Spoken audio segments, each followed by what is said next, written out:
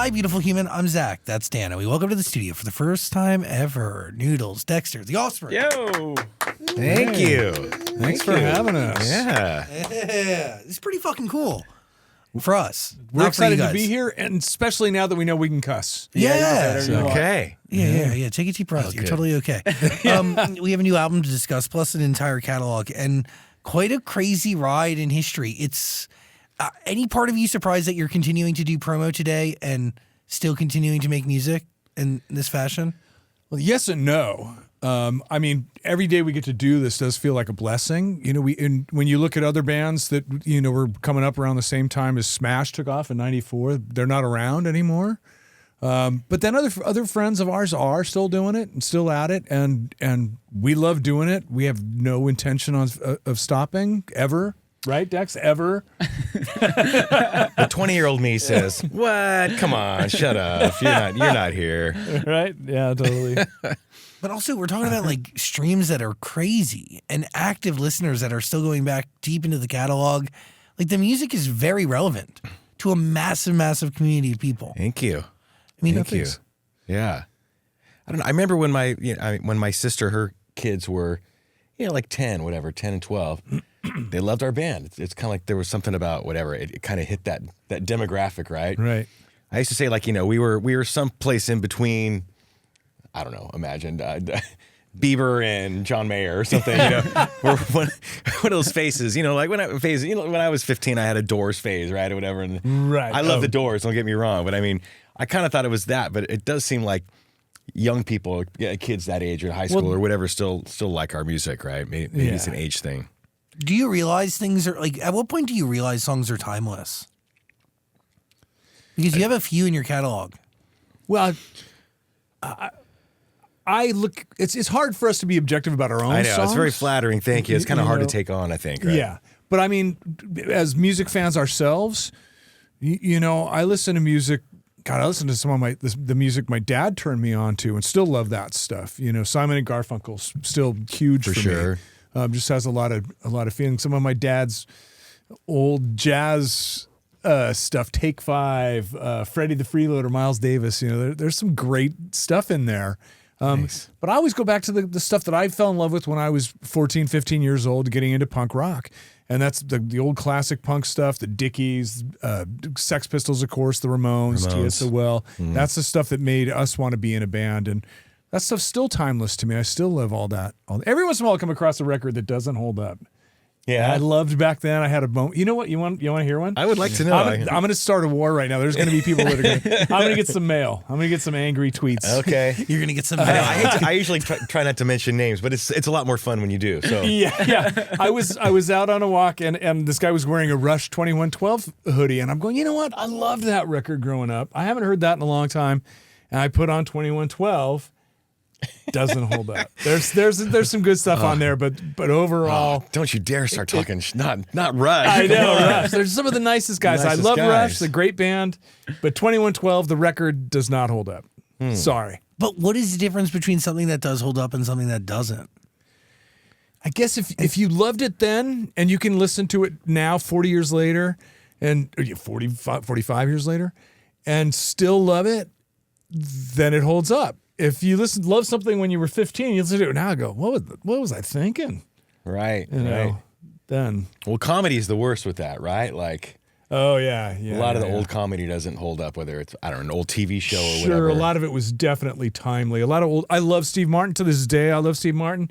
But some of his old-time bits were definitely of that era. Right. Cheech and Chong, the same Cheech stuff. and Chong isn't quite the same. I love watching The Jerk still, though. Steve Martin is great. The Jerk's a great movie. A lot of Steve Martin bits still do hold up. But it's not like George Carlin. His stuff, is as timely today. Still funny. Lenny Bruce has some stuff from back then that was. It's not necessarily the genius. time. Is it? The older you get, the more dated it is, and not necessarily. I Love Lucy is amazing still, Sure. right? Yeah. So yeah. I don't know. I guess we're just lucky we fall into that category. Thanks for bringing it up. Stuff that holds up. It is crazy because also on Amazon Music, you have a raging fan base. On Spotify, you have over 20 million active listeners. Like, there's Is a that lot. Yeah, I know. Yeah, Is that great. good? Well, the numbers become kind of weird, Yeah. there was a time when there was platinum or there was the charts or whatever, and now the numbers seem so abstract. It's like I don't know if that's a lot or not. But we're talking about records that came out, to your point, like a long time ago. Like we're talking about music that came out and like was around before the 90s. We're talking about, but by the way, and I want to discuss this, like you were pushing streaming and downloading of music before many artists. Like in 2000, you were at like on the cutting edge. Like you at one point wanted to put your album out exclusively over your website. Yeah, we did. Yeah, we wanted to release the whole thing. And the label said no, but you settled on a song. We did. That's right. Wow. Good homework. Yeah, that's great. Yeah. A lot of people forgot that. It was, because it seems like a no-brainer now, but 20 years ago, 25 years ago, it was. Nobody was doing it. Like, yeah. I know it was kind of funny. That's sort of gotten mostly forgotten. People haven't brought that up, but once in a while they go, "Oh wait, didn't the Offspring do that a long time ago?" So, you could just tell that was where it was going for sure. There was no stopping that. Well, in the year before, in 98, come out or "Pretty Fly for a White Guy" was the #1 most downloaded song like that year, illegally downloaded. And that record did great for us. And we thought, okay, downloads are just like radio. They kind of help promote your record. And good luck fighting this. I mean, this is the way the world is going. Yeah. We better learn to work with the internet, or we're going to just end up, fighting it and losing. So let's work with it. And so that was our idea at the time. We also loved the immediacy with which we could interact with our fans. You could get a response immediately online. Well, I mean, the album ends up getting leaked to all of your. I mean, we're talking about Conspiracy of One, right? Right. And it ends up getting leaked to fan sites anyway. Right. Interesting time to be making music, because you are like you're on this. It's like AOL. It's like dial-up. Like it's relevant and it means something, but it also doesn't mean like. It's not nearly the power of mainstream media, so you have to play both games. Like TRL is incredibly relevant and the most vital, but then there's a giant community that exists online. Like it's really interesting.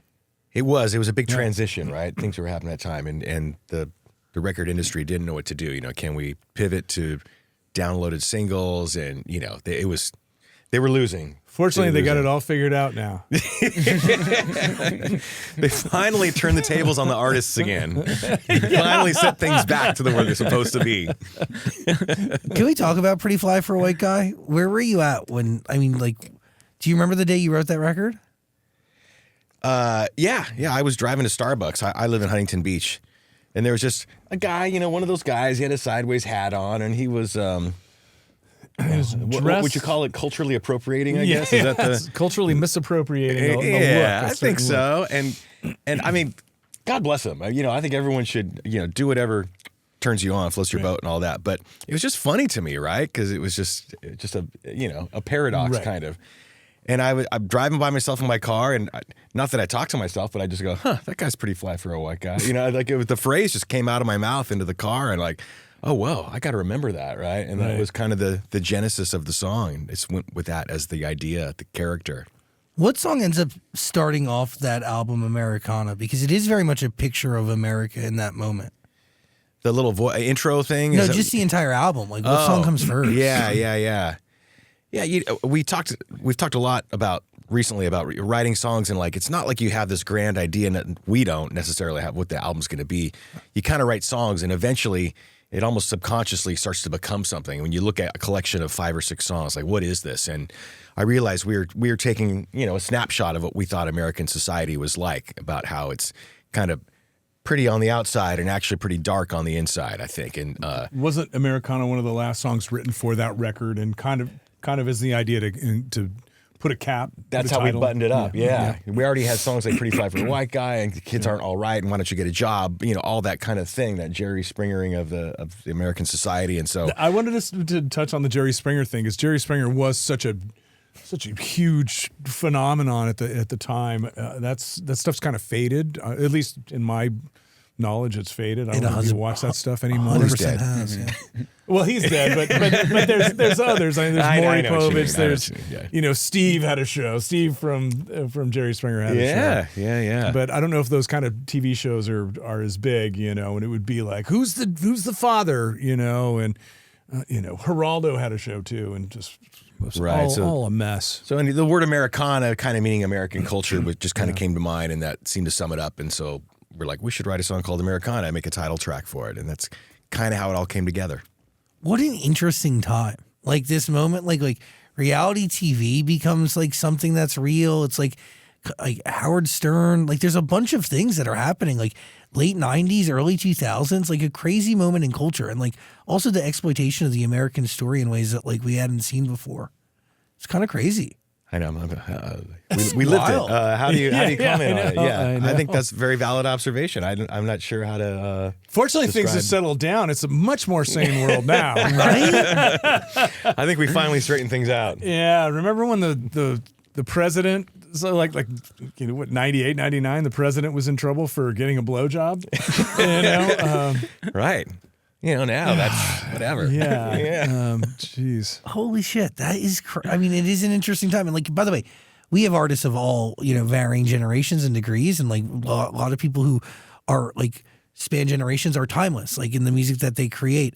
And it is wild to just take a look at the different eras in which music was released and like also how life imitates art or art imitates life or what have you. It's like everybody's so very different. What do you think about how music's released today? Like, do you have any thoughts on it? You're about to release an album. Supercharged is coming. We still, I know, we still have that dinosaur way of thinking, that reptilian brain way of thinking that rock records should be a whole compilation, a record, 10 to 12 songs, on a record. That's right. And then you release singles off that record. Yeah. And you need 8x10 glossies that you send in the mail. And that's how you get things done. We do still kind of have that mindset, but I mean, we could just do singles and release singles after singles. I mean, that's how a lot of people do that nowadays, Also, TikTok is the biggest gatekeeper and music's democratized like it's never been before. For sure. Well, yeah. I mean, I guess I have mixed feelings about it in that democratize is a good way of putting it. It's easier now than ever for someone, a kid in his bedroom, to record his own music, get it out on the internet, and it's accessible to the world instantly. There's no middleman. There's no gatekeeper the way there was before. And I think that's a very cool thing, a cool idea, I guess. So easier to get out there and yet harder to be heard because there's so much out there and so much noise now. Yeah. Much harder to cut through. Yeah. Everybody hates gatekeepers, but you like promoters. You like somebody here. You got to hear this. This is really good. Totally. That. Like I love when fans, hit me to something I hadn't heard before. Or fans. Yeah. But like the tastemaker's gone. Like gone are the days of like tuning into your favorite radio personality to hear what's going on. Right. Or tuning into TRL or like. A newsletter. I don't know, like a bunch of different ways people would grab new music. It's now just playlists and TikTok. Yeah. Right. Yeah. Shit. We should just make snippets. I mean, obviously, yeah, we could do singles, and we've talked about it, right? Like, why are we putting all this work? It takes us a few years, so put 10 songs together that people will probably only listen to the one song and say, when's your next record coming out, right? We've had people say that like a week after a record comes out. When's your next record, right? You're like, fuck, we just finished this one. And even, I think even just a few years ago, there was kind of a big thing where a lot of bands were doing EPs instead of albums. Like, why? For that reason, why? Let's put out something a little quicker, a sample of songs. And we kind of talked about it, and it just didn't feel right. It's like, I know this seems weird, but I feel like we're a band, and bands should put out records. There's something. We're stubborn. We're set in our ways. Well, you even talked about Americana. Apparently, it had some kind of impact on you, the collection of it, because it created a narrative and a story and an idea or whatever that talked about the way things were in the world. And so, I guess that's what attracts us to making albums still. Are you telling a story with this new one? No. I mean, sometimes there's more of a story than others. I don't know. I think if anything, Supercharged is it's kind of it's in your face. It's very high energy. I think it also kind of is a commentary on how overcharged we are, in various ways, emotionally and politically and whatever. And it kind of speaks to that whole fraying of the world and society, I think, that we're experiencing now. I like that. I hadn't thought of overcharged. That's good. Yeah. Yeah. Has your creative process changed at all since Americana to today? I mean, if anything's changed, we work in shorter bits. You know, it used to be kind of like you'd go in for 3 months and you're going to spend 12 weeks in the studio every day. And that can be hard because you can kind of get stuck on a song or burnt out and you're just like, I don't know what to do, but you're here and you have to finish it because you have a deadline. Now, you know, we have our own studio, so we have a little more luxury in terms of when we want to go in, but we'll go on tour, we'll come back, we got a week off or 2 weeks off, we work for maybe 10 days, and then if we get stuck, it's all right because we can just set it aside for a month, and we usually have stuff to do anyway. And then when you come back after a couple of weeks, you're like, oh, right, I know what to do now. We'll try this, and you have a bunch of ideas. So it keeps it more fresh for us to break it up into little chunks. That's interesting because that's like kind of a freedom and a luxury, right? To be able to have that amount of time. Definitely, yeah, for sure. A lot of bands don't have that, you know, especially up and coming bands. They probably can't afford their own studio. Although you can, you know, making digitally music, you can do it pretty inexpensively compared to, you know, how it was back. You had to have a studio really to make good sounding music when we were first starting. You can make pretty good sounding stuff now. Yeah. And hey, we did it that way. Our first Ignition, we had a budget. It was 10 days. That's all you got. You better deliver an album. And we did. And even Smash was, I think they were so stoked with us, they gave us 20 days to do that record, right? But we had the songs already written and rehearsed and everything. So we went in. There would be some changing in the studio because once you start putting it to you know, on tape, you realize, that's not working. So there would be some changes in the studio, but we were pretty much ready to hit the ground running when we got into the studio. Nowadays, we come in, we shoot the shit, then we talk about ideas, then we start recording stuff, and if it doesn't work, you just change it. What if we did this instead? You know, and you can change it all right there. You know, a lot of times by, it's going to sound lame, but by, you know, clicking and dragging. You know? But it's interesting that you before would like work everything out and then go into the studio once it was kind of arranged and done. Like you'd rehearse it and then just essentially capture it. So like, was post-production, like, was there any of it, like mixing and mastering? Sure, mixing and mastering. That's, you know, making sure all the parts sound good together as a whole. And then once you send it to mastering, you have to do that as well. But that was kind of separate from our time in the studio, you know, recording. Well, I guess mixing's part of that. Yeah. You know, mastering's, that's kind of, we consider that a separate thing.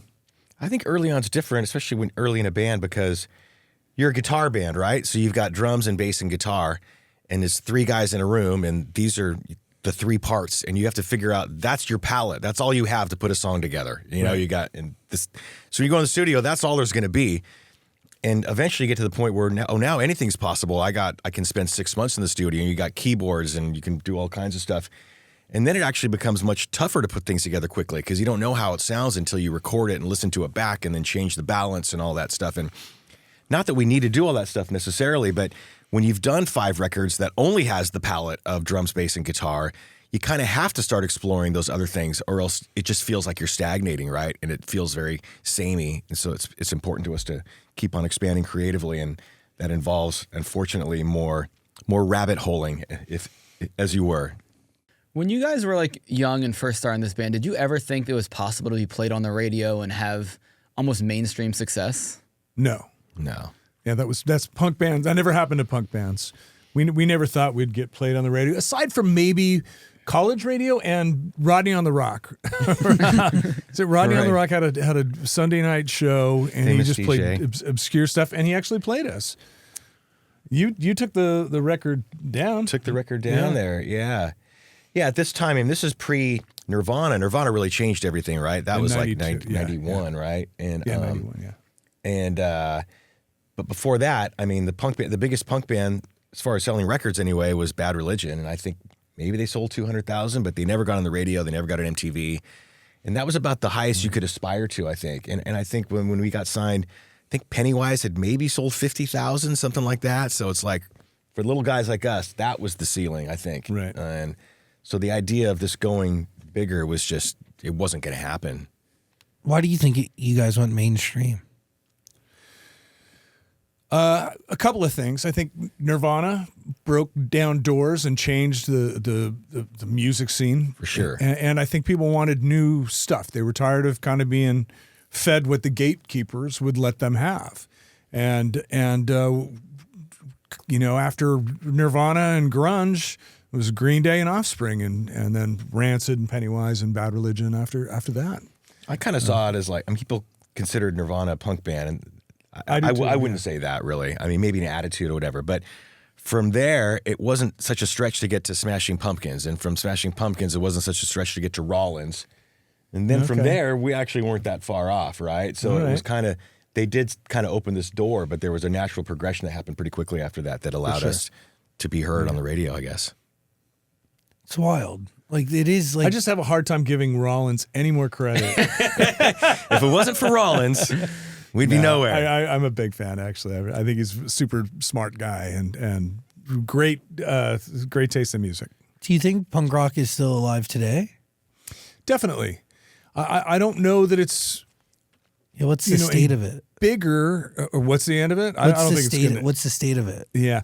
Well, I was just at a punk rock festival. It was not necessarily just a punk rock festival. A lot of young punk bands playing at the Observatory in Santa Ana on Saturday. It was probably about 20 different bands, but there was all kinds of different stuff happening. There was like a lot of retro stuff too. There was a band that reminded me of the Plimsolls, from like 1979 or something, There was a band that sounded like the Seeds from 1969, There was some cool stuff happening. Then a lot of just, avant-garde root punk rock stuff. There's still a vibrant scene, but I think it's going to be more underground. The band Destroy Boys is great. I think Amel and the Sniffers are a good, strong punk band out of Australia. They strike me as very punk. So Australia is a very vibrant punk alternative rock scene. Yeah, I think out of necessity, just because they're so geographically so far removed from the rest of the Western world, they had to make their own music in all across that whole continent. So there's some great Australian punk bands. Always has been, man. AC/DC, great Australian punk band. They're pretty good. Heard of them? Did you guys ever get backlash from some of your diehard fans back in the day when you started to go mainstream, become bigger, and they're like, "This is not the band we learned to love"? For sure. Not our diehard fans though. Like, and really, I think most of the backlash came from newer punk fans that wanted to keep it. They just got into it, and all of a sudden, it's not just their thing anymore. It's everybody's thing. Well, no, this is our thing. You can't have it. I think there was a little bit of that going on. I remember kids protesting us selling out a theater. Just because our song's on MTV or whatever. There's two things I want to say. One is I can understand when someone gets possessive about something that they like. It makes them feel like it's their thing. It makes them feel unique. Gives them their identity, right? Yeah. If your little sister starts liking it, it can't. You have to reject it. It can't be cool anymore, right? So I understand that's just the psychology of it, right? Whether it's valid or not, whatever. But there was this great story of a buddy of ours that worked in a record store, and he goes, it used to be just super gnarly punkers that came into this record store, but these younger kids started coming in. They said, "I want to buy the Offspring record." This is like in '94, and he goes, "So I'd sell him the Offspring record." And this kid would come back 2 months later and say, "You know what? I like the Offspring record. Now I want to buy the NoFX record." So he was going a little deeper, right, or Pennywise or whatever. Yeah. And he'd sell him that record, and then that kid would come back a few months later and go, "I want to buy Crass and the Subhumans and fuck the Offspring." They suck now. They'd go off the deep end and ultimately, reject us. But we turned them on to a lot of cool bands. We were a gateway drug to kids hating us. The gateway drug, yeah. Yes. What an interesting time where people would go every few months and buy an album. Like, you'd save up for it. It'd be a whole thing. You'd listen to that album front to back as many times as you can digest. Crazy. You've never had that experience, right? I mean, I did a little bit, like very, very little. I mean, only for a few years of my life, maybe up until 10. Yeah, I mean, I remember buying Americana right around the time I got the Slim Shady LP. And I had to go to like the mall to buy it. Yeah. And like, it was great back then, but the kids today will never know what that feels like. They won't, huh? Sam Goody. You'd go to Sam Goody. You'd go to FYI. Yeah. Oh, man. On payday, I would go to either Tower Records, there was one on Beach Boulevard in Buena Park, or was it Music Market? I was on Harbor and Adams. Yeah. And it was funny because like punk, they had a punk section. It wasn't part of like pop rock. Usually there's pop rock and then jazz and classical, right? But this had a punk section because they didn't want to mix the punk stuff in with, I don't know why. Yeah. It was just dumb. But I know what you mean. Our friend Jim, he has kids, teenage kids, and their friends came over and saw a CD player and said, "What's that?" You know, like, yeah. don't even know what it. Not just a turntable or a record player, but a CD player. player. Yeah. It's it's a crazy experience. Now music is so expendable. Back then, it was what you saved up for, and it was so precious. Yeah. Intangible. Totally. Because you held on to something, right? There's only one genre, K-pop, that is very big on tangible, physical sales, and that's K-pop. Like, they value anything physical, but in every other department, it's very hard to come by, you know? Just say K-pop does? Yeah. Yeah, so they're, huge. Probably I mean, picture discs and, they dude, fold out posters. Beautiful sets and like... Yeah, I bet. I mean, huge. That's great. Huge. Even country's gone the way of digital and streaming. Has country finally caught up? Streaming numbers are way up on country, apparently. So. Yeah, right here on Amazon Music. It's massive. I mean, the whole thing is different. Is there something, though, that connects all of your biggest hits from Smash to Americana and beyond? Like, is there, I mean, whether it be in process, outside of you, but like maybe it's process or something that just connects all of them? I was trying to find stuff that just amused me, but if there's a common thread, I think it's something we were writing about that everyone was aware of, kind of subconsciously, but no one had written a song about yet. I think Pretty Fly is a good example of that, or Why Don't You Get a Job, or even Self-Esteem, that kind of guy. Kids Aren't Alright. I don't think anyone's quite written about that phenomenon like that, anyways. But I feel like the way they listen to it, and this is by intention, I want them to feel like they're in on the joke. Like we're all in on the same joke, right? They feel like they're part of it, not that they're being, the object of the joke or whatever, right? Right. Are you conscious and aware of like what you're writing while you're writing it, or do you kind of just black out and just understand once it's done? Both, yeah. Because that's like something that people talk about all the time. Like their biggest hits, people claim is like given to them, like beamed down into them from the universe. Yeah, I'd say the best stuff is purely inspired. Like I woke up one morning with Self-Esteem in my head, but not the whole thing. It was part of it, and then I kind of went on from there. But yeah. What part did you have in your head when you woke up?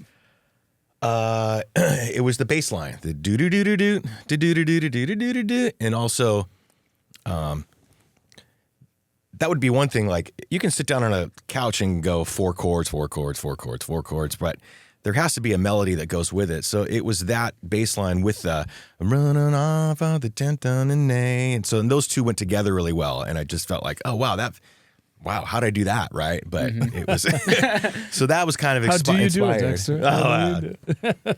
And then you kind of take it from there. It's not like the whole thing comes to you fully packaged or whatever. But yeah, the best stuff. Give It To Me Baby was another one of those, and yeah, But that was kind of a takeoff on a lot of the rap at the time that was doing the I was kind of taking that to the next level. And I was thinking about that a lot in my head when we happened to be in South America doing radio interviews. So I'm sitting there waiting for the guy, and he's testing his microphone, going 1, 2, 3, 1, 2, 3, 4, 5, 6, and that like, ooh, there's a hook in there somewhere. Yeah. If I just add one more cinco, we really got something. I don't know, but somehow that all came together. So that's what I mean. Like one thing kind of goes creatively into another or whatever, but the best stuff is, just pure inspiration. Is any of that still happening today? Yeah, I'm trying to think of something off this record that's like that, but yeah, I think it still does happen. It's interesting. Like Self-Esteem is huge. Like that. I mean, any of these songs surprise you? How big they got. Yeah, and its success. Yeah. Its relevancy. I mean, even in where it's synced. I mean, dude, the zeitgeist is nuts. Like, yeah, it's weird. Like, I think we have a feeling like, oh, this is good. Like, I know it's good. I don't know if it's going to be big or not, but you know it's good when it's done. We like it, but yeah. Yeah.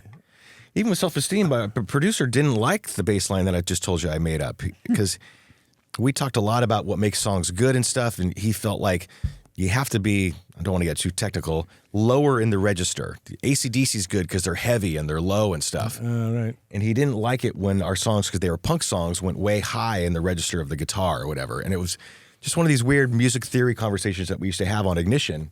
And I took a lot of this to heart, but I really liked that bass line because I knew it was a hook. And he was just like, I don't know, man, it doesn't have it. And then we really went back and forth for a while, and I just kind of stood my ground on, I think this is going to be okay. Well, I think it being in the higher register is what made it palatable to everybody. Kind of cut through in a way, right? 100%. Yeah. Made it more like lean a little bit more poppy while still having the soul of a punk song. Yeah. So it just goes to show you, there's no rules. There's a little Stanley Clark going on in there. There's no rules in music, but there kind of are. I don't know. That's the best way to explain it. Well, and that's, I think some of the best music breaks the rules. Something you've never heard before. You're not supposed to do that. When you think a song's going to go somewhere and all of a sudden it turns on you and you go, oh, that was kind of cool. What is that? I wasn't expecting that. Is that still your challenge today? For sure. I mean, the challenge is to not repeat yourself, but we're not trying to be a totally different. Yeah, we're not trying to be avant-garde. Yeah. But at the same time, you don't want to, like you said, don't want to repeat yourself. You want to make, good music first and foremost, rather than just trying to be experimental and out there. Who was it? John from Cake said that to me one day. All roads lead to prog rock. Where once a musician starts taking themselves too seriously, they have to show their chops or whatever. And, we just want to do good songs, but it's also kind of cool to do something that people aren't expecting or haven't heard before. But it's got to be tangible at the same time, right? Bob, our producer, he's like, you want to be the same but different. It's kind of a funny way of putting it. And I think it actually might be a David Bowie quote, right? The same but different, where it sounds familiar and yet you have to introduce something that the audience hasn't heard before. So it's genuinely motivating you now to make music and really continue this new album. I love the process of being in the studio. I guess let me correct. I don't always love the process, but when we end up with a finished product that's really good, it's the best. It's really cool. So I still get off on that. Creating something that I like listening to. It's the flip side of the coin. When we're out live playing, when you're connecting with an audience, and there's no feeling in the world like vibing with an audience. That's the best it gets. But when you're in the studio, you're kind of obsessing and, it's obsessive and compulsive. And then all of a sudden you go, okay, this is good. What we got here is good. And when you realize what you're listening to is good, and you have a good feeling about it, that's a great feeling. I don't know. It's not as fun. It's not the same high as when you're playing live for people, but it's a good feeling, getting something good. Do you make music for you or for other people? You have to make it first and foremost for yourself. It has to be something you like and you feel good about, and then you hope your fans like it. It's always a weird, like right now, it's always a weird time. We've got a whole record done that we know we love, we feel really strongly about. People have only heard, really now 2 songs. The first single and then the punk song we released the other day. Yeah. You're talking about Make It All Right and Light It Up, right? Yes. You just had a CNN moment there. That was a little bit Larry King there. I like that. That's good. That's good. You make music for you or for other people. Larry King in a good way, though. In a good way, yeah. That's a good compliment. I'll take it. Thank you very much. Why don't we talk about Light It Up? And now I'm energized. I'm ready for a fight. So, where are you at when you're writing this record? Are you actually energized or are you looking to be energized? Oh, probably a little bit of both, right? I think so. I want to write a high energy song. I mean, some of the songs that I really loved growing up and inspired me, they're actually very angry songs, and they sound like they're very aggressive, and they don't sound constructive. They're destructive. Minor Threat songs, Seeing Red, Screaming at a Wall, stuff like that. But there was such a release to that felt very cathartic, even though it was a very angry song. And I loved that kind of idea and that sentiment. So I kind of wanted to put that kind of feeling into a song about Light Up. Like, I'm energized, meaning I'm pissed off. I'm ready to fight. I'm sick of this shit, right? And it's a natural feeling to have. But I think through songs like that, you can actually feel better by letting it out. Interesting, because it is having pent up energy, but also this idea that you've created this whole. It's an album, but is it a source of energy for you? Do you listen to it to get supercharged? I'm just so confused. I'm also confused as to where the title totally comes from too, right? Because it's not it's not presented in the track list. It's not in the, yeah. I know. I generally try to draw from a song title to make an album title, but this one, I don't know. I just wanted something that summed it up, right? Like, I don't know. I wanted something that was whatever, energetic, I guess, as a title, and that just kind of popped out at me after thinking about it for a while. But do I get energized? I mean, I was really happy with that song. I knew that one sounded like it was straight up. I knew kids were going to like this. There's this joke when people go to see bands, you know, they don't like to hear their new stuff. They like to hear the old songs that they like, right? And so the thing is, play your old shit, right? Yeah. And so I've gone with friends, Blackfall, a friend of mine. He goes to some band that nobody knows. There's 20 people there to see him. They're just starting out, right? And he goes, play your old shit. Just to fuck with them, right?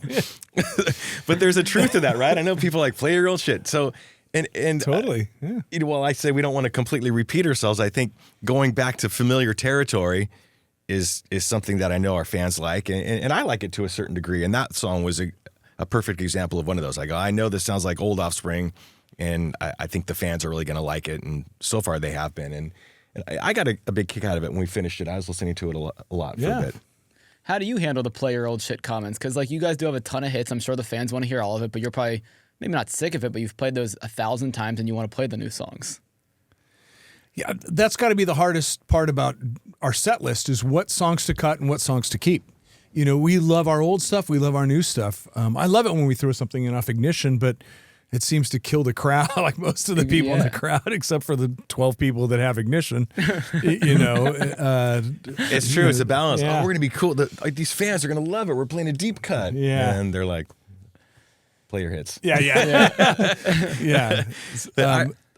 I remember a long time ago, I went to see a band in Long Beach. I don't know if I should say the band or not. That was it the Polecats? I'm not saying. The story. You know the story. They had one hit, and I really liked this hit. It was on the radio. It was great. Kind of a rockabilly-ish band. And I'm like, I want to go see them. They're playing at a club. It's going to be great. And the scene was so cool. The rockabilly scene could be really great back then, right? There was guys and girls dancing together. You know, like twirling each other around. People weren't fighting. It was cool. It was such a happy scene. Kept on waiting for them to play a song. Kept on waiting. They didn't fucking play the song. And it was one of those things like they didn't want to be seen as sellouts, so they weren't going to play the song. And I walked away being really disappointed. Like that is pretty lame, I think. Like, come on, that's the reason I can't. You know, and I enjoyed the other things that you exposed me to, but fucking play the song. So ever since then, I always kind of vowed like to never to shy away from the hits. I hate it when artists diss their own songs, you know, because they got too popular or whatever. Trying to be cool, trying to be hipper than that. It just leaves a bad taste in my mouth to hear artists do that. You know, I mean, obviously, you know, we always say, you know, our music, our songs are like our children. Our albums are like our children. You know, we have our favorites. We just don't like to point them out to the other songs or albums, right? You know, but I mean, we really do love everything. Everything we've done has got us to where we're at. I don't know why you would diss, especially something that, you know, brought your, you know, your music's attention to people. You know, I don't know why you would diss that. The crowd wouldn't be there without those songs. Like that's why they're there, because you have these hit songs that people love. Yeah. Totally. Yeah, no, I mean, when you were talking about seeing that concert, I went to a show once and they saved their best song for last, but they played some like weird, slow, stripped back version of it. I'm like, really? That's another, I kind of crumb out on that. Yeah, when you want to hear a song and the artist has to rework it and just kind of, that crumbs me out too. Yeah. Every once in a while, it's, you know, if they can rework it and make it good, but when they rework it, it's not better. Ugh. How'd you know it was time to take 10 years off? Take 10 years off? That wasn't the intent. Well, of releasing a record, but we continued playing shows throughout that time, going out on tour and stuff in the summer. You also went to school, like you guys did. I went back to school. That messed things up. School. God. What was I thinking? Friggin' egghead over here. It's very easy to do some shows and come back, and before you know it, a year's gone by and you haven't gotten any music recorded. And then I was also trying to write a thesis in there, and all of a sudden, holy crap, it's been, you know, whatever, 5 years. Well, what pushed you to do that? To finish the doctorate? Yeah, to just really go into, like, to even start it to begin with. Yeah. Well, I mean, I was a pre-med in college, and I was working on, you know, the band at the same time. And I knew my heart was really with the band, but I felt like I had to do something in the real world as well. But I didn't get into medical school and kept on going. But anyway, I ended up sort of pursuing more graduate school in biology and stuff. And I was doing that all the way up until the band took off. So I'd actually almost finished the PhD, and then the band took off, and I had to there was no way I could do both. So I put school on hold, did the band for a long time, and then thought I could probably figure out how to juggle both again, and because I could go back to school sort of part-time to finish it up, but it ended up taking a really long time. It was a lot more work than I thought it was going to be, and ended up kind of delaying our record, I guess. But I guess it ended up being all right. You know, we really weren't sure if our audience was still going to be there after that long. It felt very strange to have gone that long without a record. And you know, what are you guys, lazy? You know, but, right. It just we were still touring, and he was literally bringing textbooks and study papers and lab stuff out on the road, and you know, watching lectures on his computer and stuff. They're calling me nerd all the time. Nerd. What's up, nerd? Why was it important to keep touring? To be touring? I mean, it's what we do. Yeah. Yeah. It's playing in front of an audience is just, it's what we love to do. It's so fun. Like I said, it's just one of the best drugs in the world. Is it the sole reason you still make music? Is to have a reason to go out and play? All of it. Yeah, I mean, anyone who's played in a band and gone, well, some people burn out. I mean, we have friends that are quitting, you know, and want to do different things in their career. But I would say no. I think the studio part's really important. If I knew that this is all I'm going to play for the rest of my life, that starts to feel like a job. Yeah, like no, totally. So I think, we have to be making new music as well. Yeah. But the live part, like you said, is really important. It was always very exciting to go up and play songs just in front of an audience, right, and have them react to you. But when they started singing the songs back, that was like another whole level. Yeah, like, holy crap! yeah. Like that is like the best feeling ever. That's a even bigger high. In what ways does your interest in science play into the music, or are they just completely separated for you? Yeah, I think guess it's keep them separated is actually because of that, right? That's true. Yeah. I think they're connected somehow. I don't really know exactly how to explain it, but I think there is something mathematical about music in a way, or you can kind of visualize it in that way, and in terms of the number of times it repeats, or the shape of the sounds or the chords or whatever, I guess. Did you want to hear about the Keep 'Em Separated story? Well, if you want to tell that story, I would love it. I was working in a lab, and you know, it's almost like busy work. You're doing you're washing dishes and stuff. I'll try to keep it brief. Sorry. No, it's good. No, it's a good story, dude. Take your time, man. I'm not in a hurry. They think it's all this crazy experiments and boiling potions and stuff, but you know, you're actually in there washing freaking Petri dishes, and everything has to be so sterile.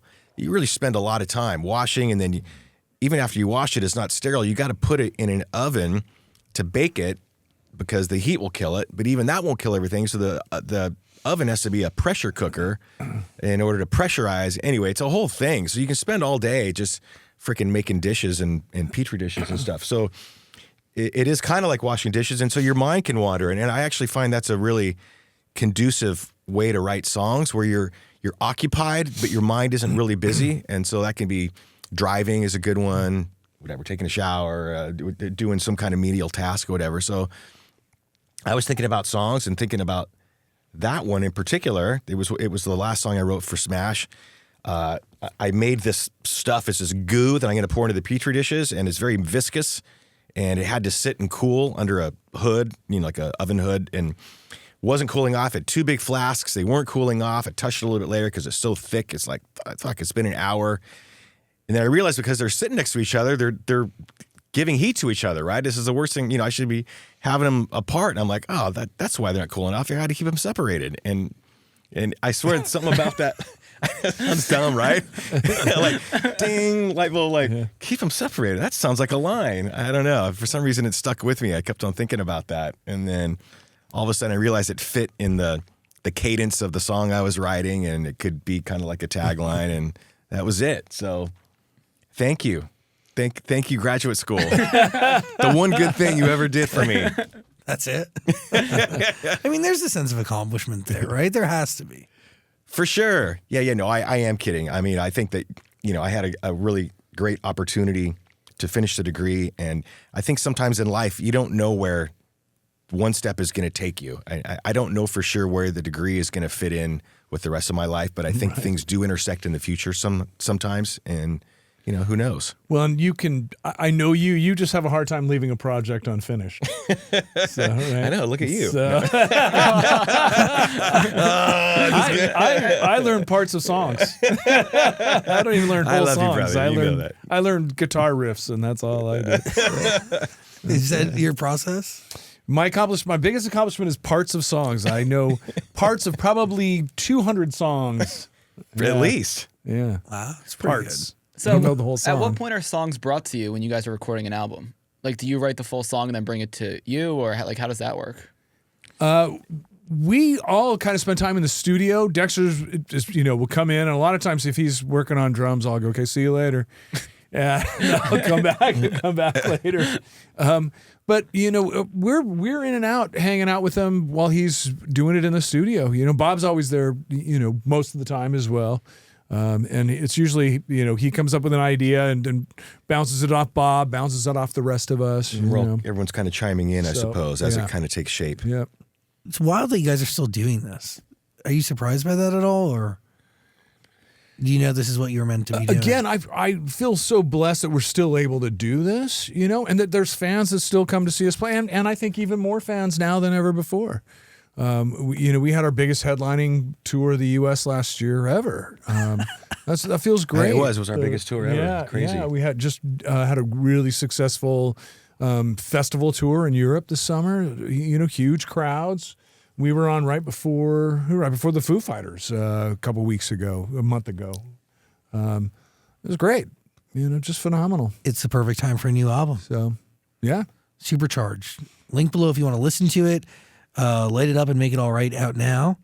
But there's a different voice on Make It All Right, right? There's a Canadian voice actress? That's right. Yep. I mean, how does that song come to be? Yeah, it sounded like kind of a light song, and a lot of times I'll try to counter a light sounding song with a dark lyric or whatever, but this one kind of felt like, I just like the idea of making it all right, that like sometimes, I don't know, that's a message that gets lost a lot in music, the idea that things will be okay, right? Yeah. No one's ever called a song "Everything's Gonna Be All Right," right? I'm just kidding, Bob Marley. But besides him, it needs to be done.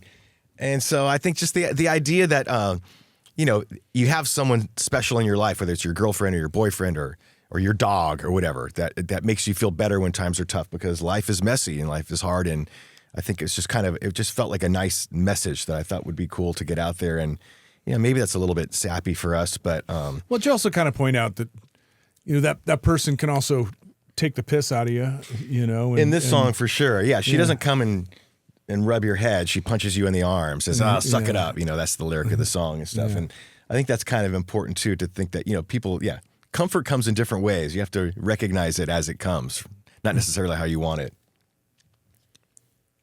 Deep. Deep. Ooh, what did I just say? Deep. Whoa. Supercharged, waiting for you. Your ears deserve it. We haven't listened to the full album. Did you? No, I didn't get it. Yeah. Only 2 songs. Really? Yeah. You got to check it out. I couldn't get it's not out till October 11th. Yeah, so we've released 2 songs. I guess, to feed the algorithm gods, you have to keep on putting out things. So Content. I think something else is coming out in a month, and then another month from that or something. So, well, go to the Amazon Music Artist page, Offspring, link below. What are you thinking? My last question is, when all is said and done, what do you think the Offspring's impact on music will be, or your legacy will be? Oh gosh. Yeah. Here lies the Offspring, and why not? And that's a Spinal Tap quote. I was wondering. I was trying to pull it out of my ass. Those questions are always hard for us, because it implies an importance that I think maybe we don't necessarily feel, right? It still almost, I think, makes us uncomfortable when a younger band comes up to us and says, wow, you guys are really important to us and you influenced us. I think that's hard for us to. It's always flattering, but it's hard to take that on.